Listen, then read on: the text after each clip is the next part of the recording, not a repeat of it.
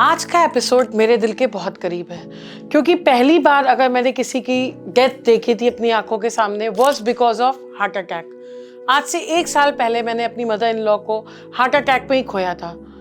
तो इसलिए मैं चाहती हूँ कि सबको बहुत ज़्यादा इन्फॉर्म्ड होना चाहिए कि कौन सी मेडिसिन हमें देनी चाहिए जब हार्ट अटैक तुरंत पड़े, क्या सिम्टम्स होते हैं जिसको हम सब इग्नोर कर देते हैं। तो आज ये सब बताने के लिए हमारे साथ है डॉक्टर भुवन तिवारी, जो कार्डियोलॉजी के हेड हैं RML हॉस्पिटल के।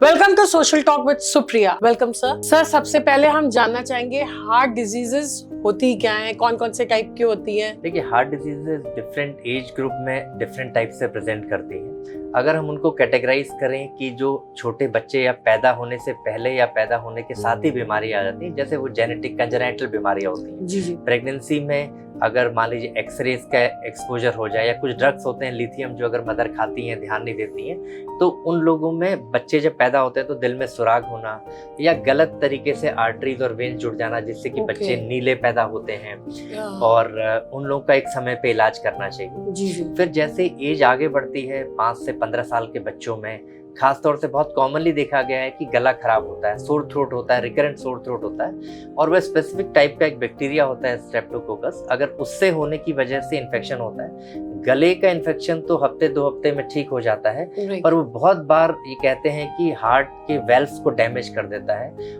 जो कि अगले 5 से 10 साल बाद दिखाई देता है। एंड फिर long term rheumatic heart disease, जिनकी हार्ट की वेल्व खराब हो जाती है बच्चों की, और फिर उनको आगे चल के हार्ट की वेल्व बदली करके उसका ऑपरेशन करके बदली करना पड़ता है। तो एक तो कैटेगराइज ये हो गया। सर, कहते हैं जिनके दिल में छेद होता है तो उनका मतलब बचना मुश्किल होता है, अब ऐसा है कि नहीं?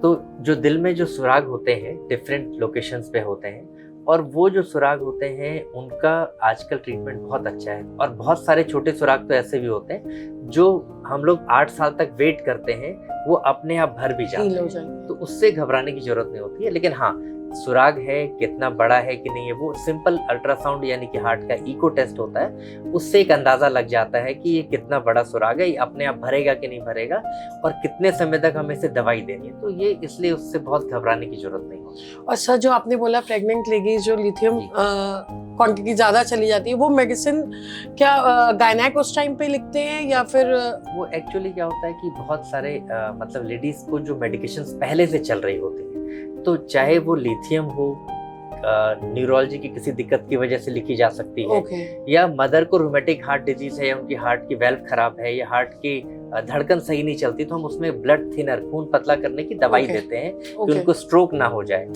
तो इस वजह से उन दवाइयों से डिफरेंट, मतलब जो बच्चे जब गर्भ में पल रहा होता है तो डिफरेंट तरीके की बीमारियां सामने आ सकती हैं। तो इसलिए होना ये चाहिए कि जब भी प्रेगनेंसी प्लान कर रहे हैं, अगर जो लेडी हैं वो कोई भी तरीके की मेडिसिन खा रही हैं, तो अपने गायनेकोलॉजिस्ट से मिलके उसके बारे में वो दवाइयां बदली करी जा सकती हैं, उनका ऑल्टरनेटिव हो सकता है जो प्रेगनेंसी से सेफ रहे। तो हम इस तरीके का प्लान यूजुअली बनाते हैं। सर। इसके अलावा एक बहुत कॉमन दिक्कत होती है जो हम हाईलाइट करना चाहेंगे, स्पेशली लेडीज में प्रेगनेंसी के दौरान। खासतौर पे हमारे देश में क्या है कि लोगों में हीमोग्लोबिन की कमी होती है, मतलब उसकी वजह से जो एनीमिया होता है, तो हार्ट को यूजुअली ज्यादा काम करना पड़ता है। तो हार्ट ऑलरेडी स्ट्रेस पे होता है। जब मदर के उसमें यूट्रस में जब बच्चा आता है, प्रेगनेंसी होती है, तो फिर उस हार्ट को और ज्यादा काम करना पड़ता है।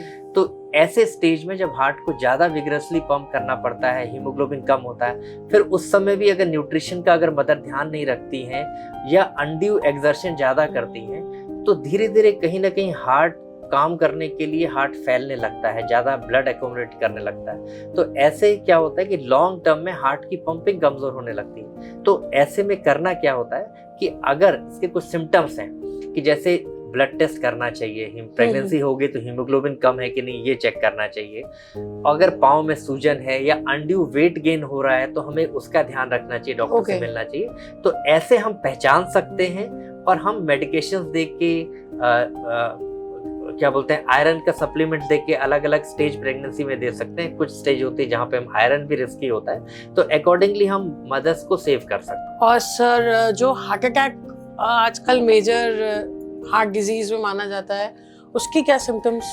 देखिए, क्योंकि बाकी डिजीज के बारे में हमने बात कर लिया क्योंकि वो लेस टॉक्ड अबाउट हैं और बहुत इम्पोर्टेंट है सर, जिसको और मतलब लोग important जानते नहीं है। इम्पोर्टेंट है, जिनका बहुत आसानी से पहचान करके इलाज करा जा सकता है। अब जो आजकल हम देख रहे हैं हार्ट अटैक्स जो हो रहे हैं, स्पेशली कम एज में भी हम लोग देख रहे हैं, तो इसके बारे में दोबारा से इंटरेस्ट लोगों का बढ़ गया है। क्योंकि पहले ये मानते थे कि हार्ट अटैक एक या हार्ट डिजीज एक ओल्ड एज की बीमारी है, 60 साल हो गए 70 साल हो गए तो हार्ट अटैक होगा, पहला अटैक है दूसरा अटैक है। पर क्योंकि अब धीरे धीरे करके इसकी एज हम कम देखते जा रहे हैं और अब तो 20 साल के बच्चों में भी हार्ट अटैक केसेस आ रहे हैं। तो हार्ट अटैक क्या है बेसिकली कि हार्ट में जो 3 आर्टरीज होती हैं जिसे हम धमनियां बोलते हैं, वो हार्ट के मसल को ब्लड सप्लाई करती हैं, जहां पे हार्ट कंटिन्यूसली हमारा बीट करता है, उसको एनर्जी मिलती है। अगर उन हार्ट की आर्टरीज में 3 में से किसी भी एक आर्टरी में अगर कोई ब्लड क्लॉट बन जाए या कहीं से रुकावट आ जाए जिसकी वजह से आगे ब्लड नहीं जाएगा, तो उस हिस्से में हार्ट के ब्लड नहीं पहुंचेगा तो वो पंप नहीं कर पाएगा। तो उससे हार्ट अटैक हो सकता है। तो यानी कि हार्ट के एक हिस्से में जब ब्लड नहीं जाएगा तो हम हार्ट अटैक कहते हैं। अगर वो बहुत बड़ा मैसिव अटैक होगा तो हार्ट फेलियर या सडन कार्डियक डेथ। सर काफी बार हम लोग को मतलब नॉर्मल भी पेन उठता है चेस्ट में, तो हमें लगता है कि हार्ट अटैक तो नहीं है, तो उसमें कैसे डिफरेंशिएशन कराने पेन में कि ये नॉर्मल है और ये हार्ट अटैक का पेन है? तो ये सिम्टम के बारे में जो आपने पूछा, ये बहुत इंपॉर्टेंट है पहचानना, क्योंकि ये पेशेंट के अलावा इवन हम डॉक्टर्स के लिए भी ये सिम्टम बहुत इंपॉर्टेंट है कि हम इस लक्षण को पहचानें। तो इसके कुछ स्पेसिफिक कैरेक्टरिस्टिक होते हैं, उनको अगर हम समझ लें तो शायद हम ये समझ पाएंगे कि ये हार्ट का है। ऑलमोस्ट 99% प्रोबेबिलिटी के साथ हम ये कह पाएंगे कि है या नहीं। तो इसको पहचानने का सिम्टम क्या होता है? यूजुअली पेन, जो हार्ट का पेन हम कहते हैं, एक एंजाइना होता है या हार्ट अटैक का पेन है। तो हम जो फिजिकल एक्टिविटी करते हैं, मान लीजिए हम पैदल चल रहे हैं जी, ठीक, या कोई भी मैं पैदल चलता हूँ, वॉकिंग पे जाता हूँ, या मैं हैंडपम्प चला रहा हूँ, या मैं स्टेयर्स पे चढ़ रहा हूँ, या मैं फार्मर हूँ तो मैं अपना जो भी खेत में काम कर रहा हूँ, तो व्हाटएवर जो फिजिकल एक्टिविटी से मैं एकस्टम्ड हूँ काम करने में, जिसको मैं आज से पहले तक कंफर्टेबली कर पा रहा था, अब मैं वो एक्टिविटी करने में तकलीफ महसूस हो रही है। वो तकलीफ मुझे जनरल थकान या कुछ एक डिफ़िकल्टी लगेगी कि मैं वो काम नहीं कर पा रहा हूँ, या क्लियरली मुझे लग सकता है कि हैवीनेस हो मेरे चेस्ट में, ये जो एरिया है मुझे लगेगा कि दबाव, जरूर नहीं कि वो दर्द हो, मुझे लगेगा कि मैं ये काम आराम से कर पा रहा था, अब मुझे हैवीनेस हो रही है, या एक बैंड टाइप का महसूस हो। और अगर ये पेन हमारे काम करने पे आता है और फिजिकल एक्टिविटी करने पे आ रहा है और मैं रुक जाता हूँ जो भी एक्टिविटी कर रहा हूँ और ये मुझे रिलीफ मिलता है इससे, तो डेफिनेटली ये पेन हार्ट का है। अच्छा, ठीक। फिजिकल एक्टिविटी करने में या जो भी काम करने में ये दर्द आ रहा है और रुकने पे इस दर्द में मुझे राहत मिल रही है, रिलीफ मिल रही है, तो डेफिनेटली ये हार्ट का दर्द है। हो सकता है कंप्लीट रिलीफ मिल जाए, और रिलीफ मिल जाता है तो हम लोग सोचते हैं ये हार्ट का नहीं है, सोचते हैं हमने ज्यादा मेहनत कर ली, हाँ, वो ऐसे ही है, ज्यादा मेहनत कर ली, ज्यादा थकान हो गई इसलिए हो रहा है, तो हम इसको नजरअंदाज कर देते हैं। तो ये दर्द, जैसे मैंने कहा, फिजिकल एक्टिविटी करने में आ रहा है या भारीपन है, पेन ना भी हो, जरूरी नहीं है कि भारीपन हो, ये जलन हो सकती है, अनईजीनेस हो सकती है, और अगर ये दर्द कभी रुकने पर सही हो गया तो ये एंजाइना की श्रेणी में आता है। यही एंजाइना वाले दर्द अगर हम रुके ना, काम को करते रहें, तो हार्ट अटैक में बदली हो जाते हैं। ओके।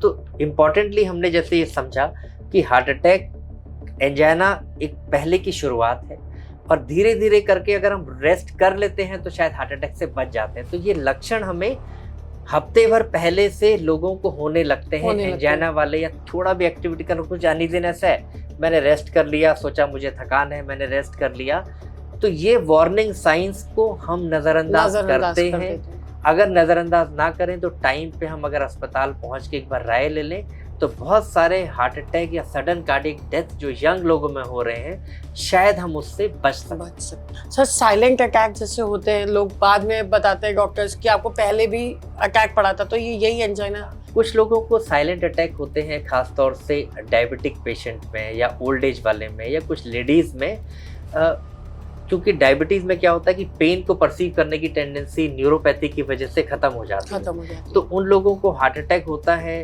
तो पेन नहीं होता है, लेकिन वो लक्षण एटिपिकल सिम्टम होते हैं। पेन नहीं है तो क्या है, अचानक से मुझे अनईजीनेस हुई, या मुझे ब्रीदिंग डिफिकल्टी हुई, या मुझे सिर्फ पेन नहीं हुआ, अचानक से स्वेटिंग हुई, एसी चल रहा था पर स्वेटिंग हुई, 10-15 मिनट बाद में ठीक हो गया, तो डायबिटीज है, तो हो सकता है ये हार्ट अटैक का लक्षण रहा हो जो हमने इस वार्निंग साइन को मिस कर दिया। सर इसमें टेस्ट कोई होते हैं जिनसे मतलब कॉमन पीपल जान सकते हैं कि उनको हार्ट प्रॉब्लम?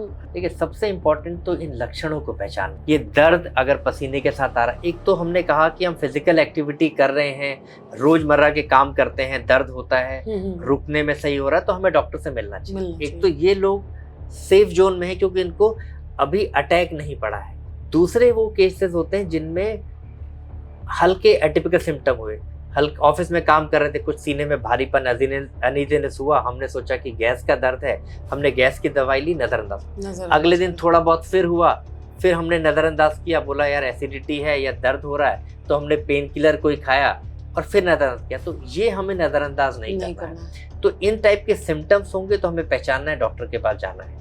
और अगर आपको रेस्टिंग में मान लीजिए हार्ट अटैक के सिम्टम आ ही गए या ये चेस्ट पेन हुआ रेस्टिंग कंडीशन पे, कि दर्द हुआ, दर्द के साथ ही दर्द कंधे में जाता है या जॉ की तरफ जाता है, तो ये हार्ट अटैक की शुरुआत हो रही है, अर्लीस्ट हॉस्पिटल जाना है। ध्यान ये रखना है कि आपको खुद ड्राइव करके नहीं जाना है, call for help, ask your colleagues, friend, office जो भी हो, वो लोग नियरेस्ट हॉस्पिटल जाएं, बड़े हॉस्पिटल के चक्कर में ना पड़े, जो नियरेस्ट हॉस्पिटल जाएं वहाँ पे बेसिक टेस्ट जो है ईसीजी का हर जगह अवेलेबल है जी। इसका ट्रीटमेंट तो बहुत आसान है, हार्ट अटैक का ट्रीटमेंट, क्योंकि हार्ट अटैक क्यों हो रहा है, एक ब्लड क्लॉट बनना स्टार्ट हुआ और वो कंप्लीट ऑब्स्ट्रक्शन करेगा तो कंप्लीट अटैक होगा।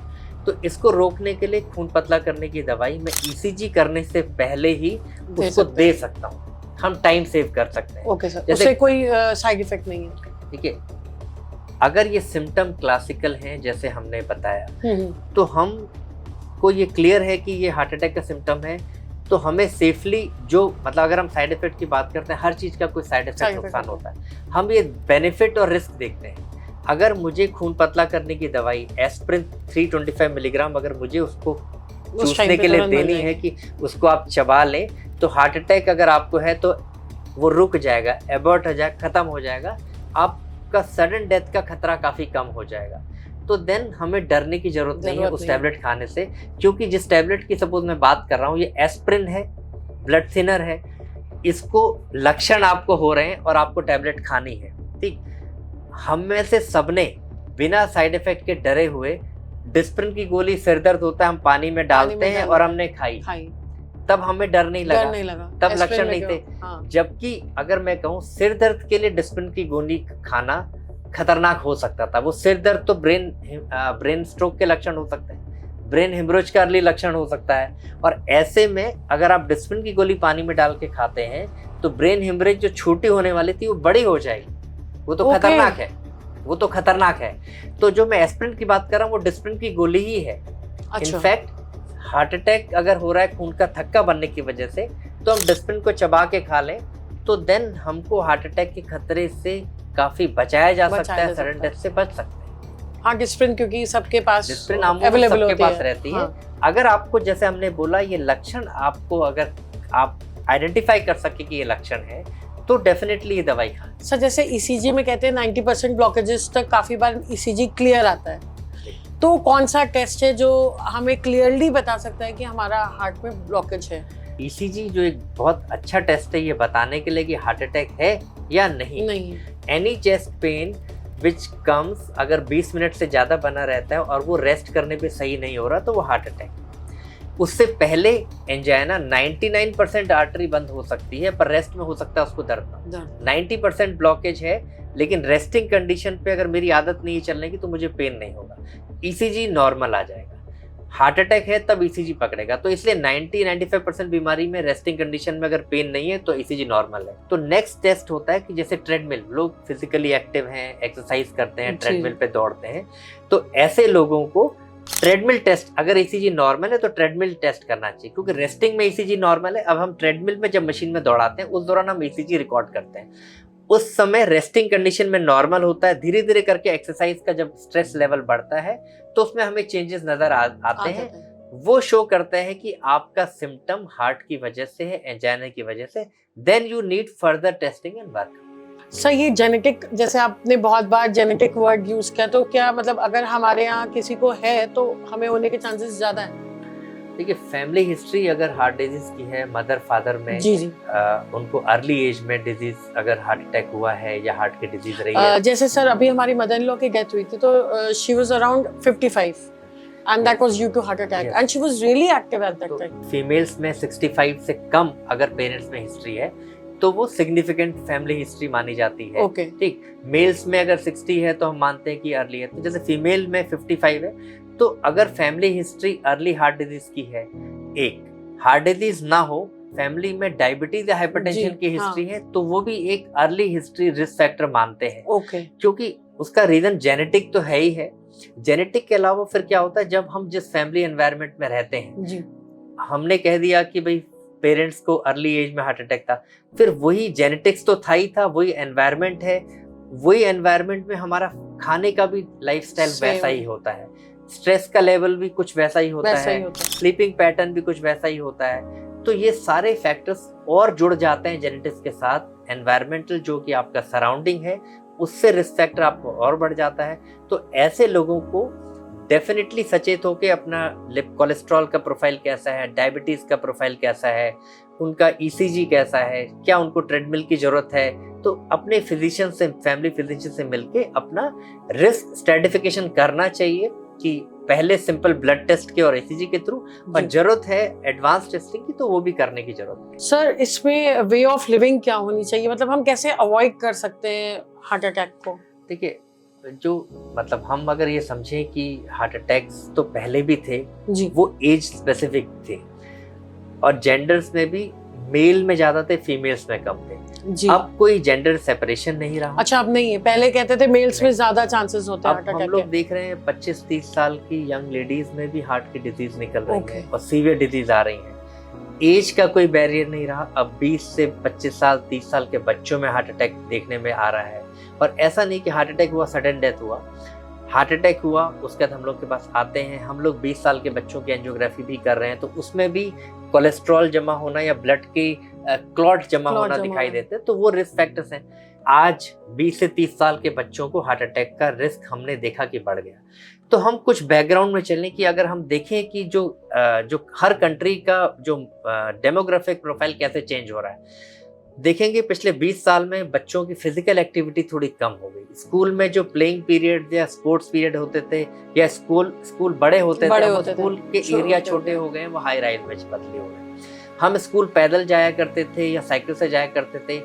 अब बहुत कम लोग आप देखेंगे कि जो शहरों में हाँ नहीं यूज कर जा रहे हैं, चेंज हो गए। उसके अलावा हम अगर फास्ट फूड का अगर चलन देखें तो वो आज स्टार्ट नहीं हुआ, वो फास्ट फूड का चलन पिछले 15-20 साल में जो बढ़ गया है, बर्गर पिज्जा या फास्ट फूड का जो बढ़ गया, तो उसके इफेक्ट वो अब दिखाई देने लग गए। ठीक, और वो बच्चों में क्यों ज्यादा सिग्निफिकेंटली इफेक्ट दिखाई दे रहे हैं कि आज एक किसी की एज 40, 45, 50 है, वो बर्गर पिज्जा खा रहा है, तो उसका जो डाइजेस्टिव सिस्टम है या बॉडी का जेनेटिक कंपोनेंट है वो ऑलरेडी वेल मैच्योर्ड हो चुका है, उसको नुकसान यूजुअली कम होंगे। जो बच्चा है उसके जो 5 साल 8 साल में जो इम्यून सिस्टम, बॉडी का इंटेस्टाइन है, लीवर है, उनका सिस्टम डेवलप हो रहा है, हार्ट ग्रो कर रहा है, वो कम एज में ही जब उसका सिस्टम मैच्योर नहीं हुआ है बॉडी का, वहां पे वो एक्सपोज हो रहा है इन हाई रिस्क फैक्टर्स।